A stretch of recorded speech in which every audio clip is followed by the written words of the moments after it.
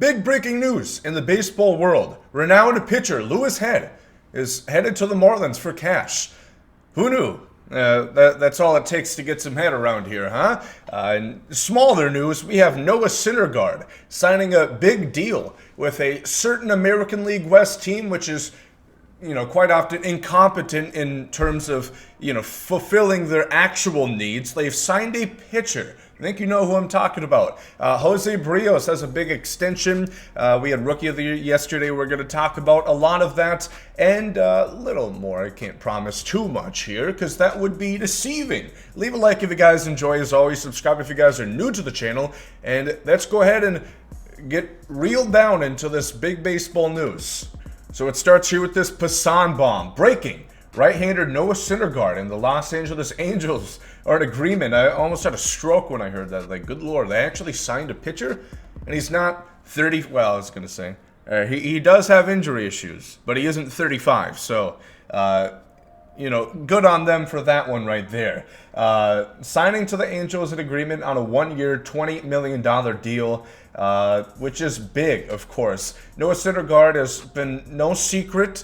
He's been injured. He hasn't pitched a full season since 2019. And as the stats would suggest on the screen right here, he wasn't particularly great. Finished with an ERA plus under 100. So he was technically a below average pitcher. And he threw 2 innings this year, which, hard to really judge. He struck out 2 guys in 2 innings, but it's been a while since he's been a very all-star caliber. Just a one-time all-star. That was back in 2016. That is 6 years ago coming into the 2022 season, but he has proved in 2018 he was still very effective. Through 2016 to the 2018 year, averaged an ERA plus of 139, a FIP of 2.42, which is very, very good, even lower than his ERA, which determines that he is a very effective pitcher. And I have no doubt that he can get back to this. He is only going to be 29 next year, and this is a short-term deal, of course. 1 year that it's going to be a flyer. I was kind of surprised by this because, of course, the Mets, extended the olive branch, the $18.4 million qualifying offer to Noah Syndergaard, which it seems would be a no doubt to take. A team you're familiar with, started your career, those Toronto. Good trade on the Blue Jays part, huh? But as someone who's been injured in 2019, didn't have their best year, you have something to prove ahead of getting a long-term deal, getting that, 6-7 year contract that's going to pay you throughout the rest of your prime. So Noah Syndergaard is going to get that, just $3 million more, and he must rather pitch for the Angels than the New York Mets. Now, what does this say about these two teams going forward? Well, for the Angels, they've been in talks of getting a guy like Verlander, getting a guy like Max Scherzer. Is this still going to happen now? I don't think so. I don't think they're going to go after a short-term, high-money deal, which would be a Verlander or a Scherzer. You would only give them maybe 3 years tops, probably 2 to 3, being at the very old age that they are at, but still good. That's the caveat. Yes, they're aging. You don't want to sign them for 6-year deals or anything, but they're still tremendous pitchers. If you think of Scherzer, he's probably the guy that's going to help you most at getting a ring this year, which is why the Dodgers are going to more so prioritize him than somebody like a Noah Syndergaard, who would be a bit more of a project. So that's great for the Angels. They got their big pitcher. They still should be in the market for some more. Stroman is another name that's been commonly thrown around the Angels. And talk a bit about the Mets. What are they going to do? Well, maybe are they going to try and bring back Marcus Stroman now, who I thought was going to be gone.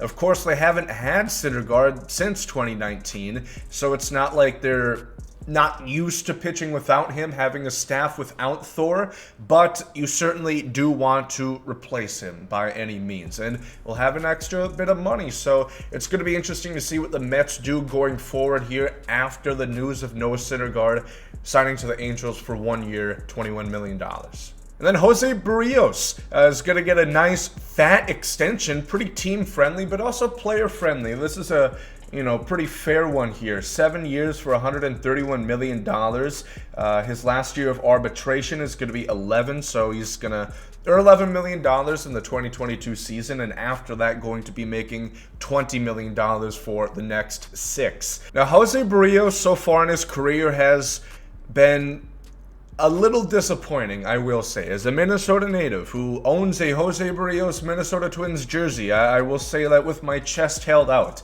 He was never quite good enough to where I was so comfortable with us keeping him. That's why, well, one, we got a fantastic deal getting Simeon Woods Richardson and Austin Martin in that trade at the deadline. I thought that worked quite well for both teams. I wasn't so comfortable in giving this sort of deal to Jose Berrios, so I'm glad that the Blue Jays are going to take the chance instead. Now, last year, he had a 3.52 ERA and a 3.47 FIP, so pretty good, a 1.22 ERA plus, and otherwise, he's just kind of been that guy. 2-time All-Star back-to-back in 18 and 19, but he's never really broken out how you thought he would. He's just been a good pitcher. He's proven to be an ace, no doubt, on smaller, lesser staffs like the Twins. He's been the opening day starter for quite some time and should continue to be for the Blue Jays next year, unless they sign, like a Verlander or a Scherzer. He's likely going to be their opening day starter, but he's been good. He's never really had a point where I've said he's bad. He'll have great starts and then average starts, and it'll end up being a kind of, it was good, season. Not as much as you would expect him to be. So that's kind of my thoughts on Jose Berrios. As far as the extension goes, I think it's good. $20 million through his age 34 season isn't so bad. That's kind of the going rate for guys like Berrios these days. If you don't like it, well, good luck having J Happ being your rotational piece. So you're going to have to pay these young guys eventually if you want production. And then what's next for the Blue Jays? They have a lot of contracts to look forward to. They have Bo Bichette. They have Cavan Biggio. They have Vladimir Guerrero Jr. So when I make my free agency prediction video yesterday, not having a ton of, big name, long tenured guys going to there, that's why, a Seager, think about that. If you were to go to the Blue Jays, one, Bo Bichette's already at shortstop. If you want to put him at second base, that's typically where you have a guy like Biggio. You could certainly find a space for Corey Seager. You can play at third base as well. I don't think they're going to struggle and be, you know what? No, we don't want Corey Seager. We would rather have Joe Panic play second base or, whatever. But it's tough to imagine when they have so many guys to look forward to in a few years that they're going to have to pay. So that's where I'm coming from at that angle. And that's the big news that we had today. Yesterday, of course, Jonathan India and Randy Arozarena won the National League and American League Jackie Robinson Rookie of the Year awards, respectively. I think this was no surprise. Jonathan India clearly was the favorite for the National League, although there was some other good candidates. I thought Trevor Rogers had a really good year for the Marlins. And for the Rays, Wander Franco had a better year, just didn't play as much as Arozarena. So that's the reason right there. I think he had one less WAR in, less games, but it makes sense. He played about half the season. Arozarena played the whole season. And then Luis Garcia, I think, had almost probably more of a case than Wander Franco because he played more and was very good for the Astros. So I expected Arozarena to win. I'm happy that he won. Prove the doubters wrong. He had a great postseason in 2019. 2020, but there was questions if this was just a flash in the pan sort of thing and if you could actually perform over a 162 game set, and he proved to do that. So I'm very happy with what we have with the Rays going here, and that's the news for today. We have Thor and we have Jose Berrios. 1 year, $21 million for Syndergaard, and big extension, 7 years, $131 million for Jose Berrios. Supposedly we're going to hear Verlander signing sometime this week. That's the rumor currently going, and we'll stay tuned for that. So if you guys enjoy, leave a like down below. Comment what you guys think. Do you think the Angels are going to get more pitching? What do you think the Mets are going to do to retaliate? Thank you all for watching.